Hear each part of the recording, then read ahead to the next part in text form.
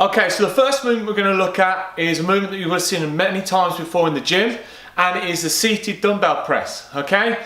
But we're going to put some little things in that I want you to think about when doing this that are going to get a lot of development from your shoulders. Now, I have struggled to get development from my shoulders in the past, and these few little things I've started to see progress. So I know that they work from past experience and something that you may want to start putting into your training. So first thing is we see a lot of people using a lot of momentum. So they'll grab a heavy weight and they'll start driving up and down, okay?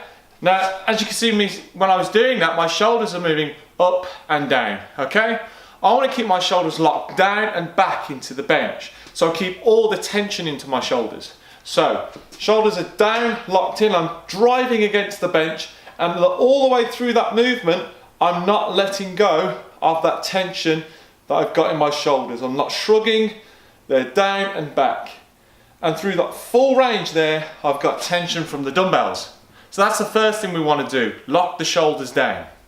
Number two, what we see a lot of is from the elbow, weights coming in here. Could be too heavy, can't control, whatever it may be. We need to lighten the weight up. What we want to be is 90 degrees on the elbow there. Okay, so that dumbbell is going to drive up, and straight down. If we start bringing them in here, we're going to go a lot more into the triceps, and that resistance is going to come out of your delts. So the second one is keep that 90-degree angle on the elbow. Now, number three is at the top of the movement, we don't want to allow our shoulders to come up. Okay, we want to keep them down. So at the top of the movement there, my shoulders are locked down still and locked. As soon as I come into here, I'm losing tension out of the shoulders, so I keep them down. And again, all the way up, locking there, the shoulders down into the bench. All right, so what you're going to need to do is drop the weight down. That's something you're probably used to at the moment, or using at the moment. So a weight where you know you can do these three things. One, lock the shoulders down and keep them back into the bench. Two, keep that good 90-degree angle on the elbow. And number three, no shrugging at the top. So basically what you've done, you've taken any momentum out of the movement, you're constantly keeping tension into the shoulders, and you're not using any other muscles to really assist in the movement. Do that, guys, and you're going to get big development from your shoulders. Nice upright position, and what I'm thinking about doing is driving the dumbbells to the walls. Okay, pushing them, driving them away, keeping the shoulders locked down. All right, and down. And even at the bottom here, I'm not going to allow my arms just to hang and all that tension to come out of the shoulders. Just before the dumbbells come to my side, I'm going to stop, and then I'm going to raise them back up, drive them out, and lowering down. So again, that initial movement is drive the shoulders down, lock them down into place, and think about driving the weight away from you. Now, how far up do you go? So what you want to see in the mirror, if you're in the gym, is if I come up so high and my shoulders and I come up into my neck, I've come up too high. So I'm coming out of my deltoids and into other muscles. So my trapezius, I'm coming into my neck. All right, so I want to bring the dumbbells up to a point that my shoulders stay down. As soon as they start to rise up and I start to shrug, I've come too high.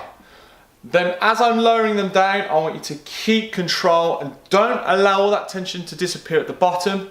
So stop just before you get to the bottom and straight back up again. Okay, so number one, lock the shoulders down. Two, drive the weight away from you. Number three, only come up as high until your shoulders start to move up. As soon as they start to move up, you need to stop and lower back down. Okay, now the third exercise we're going to look at is the rear delts, okay? Now the movement we're going to do here is again a movement you will have seen, and it is a bent over rear delt fly, okay? Now again, what happens here, we can get a lot of momentum into this, so we can be bouncing off our knees to try and move the weight, okay? And a lot of the force and the resistance is coming out of the delts again. So we need to lock ourselves down. So first thing I'm going to do, drive the shoulders down into my back. I'm going to get my chest down onto the knees. I'm not going to cave in here. I'm going to stay nice and upright there. Drive the shoulders back. Now as I drive the arms up, I'm going to drive them away to the walls again. Lowering them down, constantly under tension, not allowing the weight to take my arms down. Controlling the weight up and down. So we've taken, first of all, any momentum out of the movement. The second thing we need to be aware of is that we do not come into our neck here and start shrugging again. So we need to reset the shoulders down and drive the weight away, squeezing the backs of our shoulders hard at the top.